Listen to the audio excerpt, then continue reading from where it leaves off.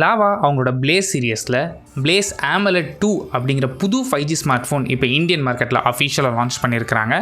இன்றைக்கி இந்த வீடியோவில் இந்த ஸ்மார்ட் ஃபோன் எப்படி இருக்குது அண்ட் இந்த ப்ரைஸ் ரேஞ்சில் இந்த ஃபோன் நீங்கள் கன்சிடர் பண்ணி பார்க்கலாமா அப்படிங்கிற கம்ப்ளீட் டீட்டெயில்ஸ் இந்த வீடியோவில் நீங்கள் தெரிஞ்சுப்பீங்க.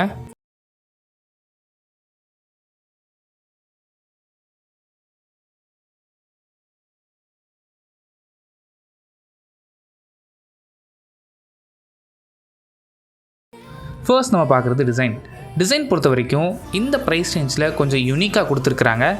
ரெகுலராக லாவா ஃபோன்ஸில் இல்லாத டிசைன் இங்கேயும் எடுத்துகிட்டு வந்திருக்கிறாங்க. அண்ட் காம்படிட்டர் கூட கம்பேர் பண்ணும்போது இந்த டிசைன் கொஞ்சம் யூனிக்காகவும் இருக்குது. அண்ட் இந்த டிசைன் பற்றி நீங்கள் என்ன நினைக்கிறீங்க அப்படிங்கிறத கீழே கமெண்ட் பண்ணுங்கள்.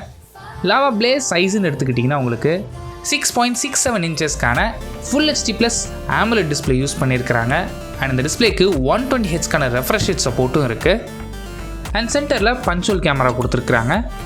நெக்ஸ்ட் இந்த ஃபோனோட ப்ராசஸரை பொறுத்த வரைக்கும் உங்கள் மீடியாடெக்கோட டிமென்சிட்டி 7060 ப்ராசஸர் யூஸ் பண்ணியிருக்கிறாங்க.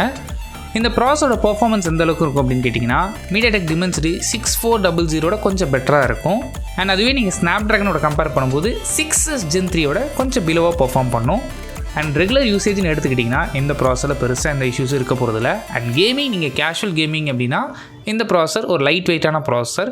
அண்ட் அதை சப்போர்ட் பண்ணுறதுக்கு 6GB வரைக்கும் LPDDR5 ரேமும் அண்ட் 128GB UFS 3.1 ஸ்டோரேஜ் கொடுத்துருக்குறாங்க. ஸோ நல்ல ரேம் அண்ட் நல்ல ரோம் ஆப்ஷன் கொடுத்துருக்குறாங்க.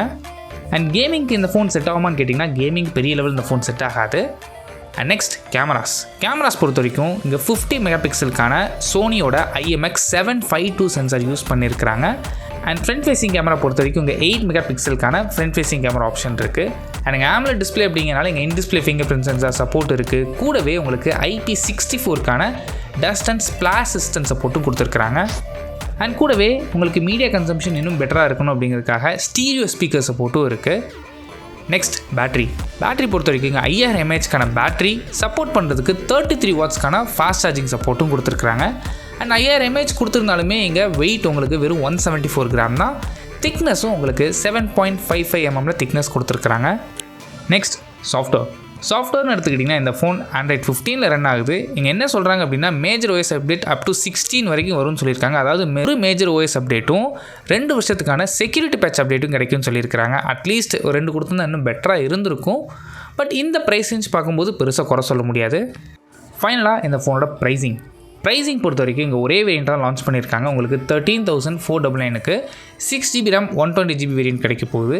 அண்ட் இந்த ப்ரைஸ் ரேஞ்ச் இந்த ஃபோன் வாங்கலாமான்னு கேட்டிங்கன்னா உங்களோட யூஸ் கேஸ் ரொம்ப சிம்பிளாக இருக்க போகுது அப்படின்னு நினச்சிங்கன்னா தாராளமாக இந்த ஃபோன் வாங்கலாம்.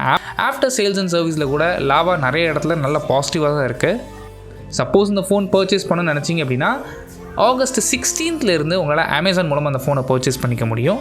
அண்ட் இந்த ப்ரைஸ் ரேஞ்ச் இந்த ஃபோன் நீங்கள் வாங்குவீங்களா அண்ட் உங்களோட ஒப்பீனியன் என்ன அப்படிங்கிறது கீழே கமெண்ட் பண்ணுங்கள். Thanks for watching.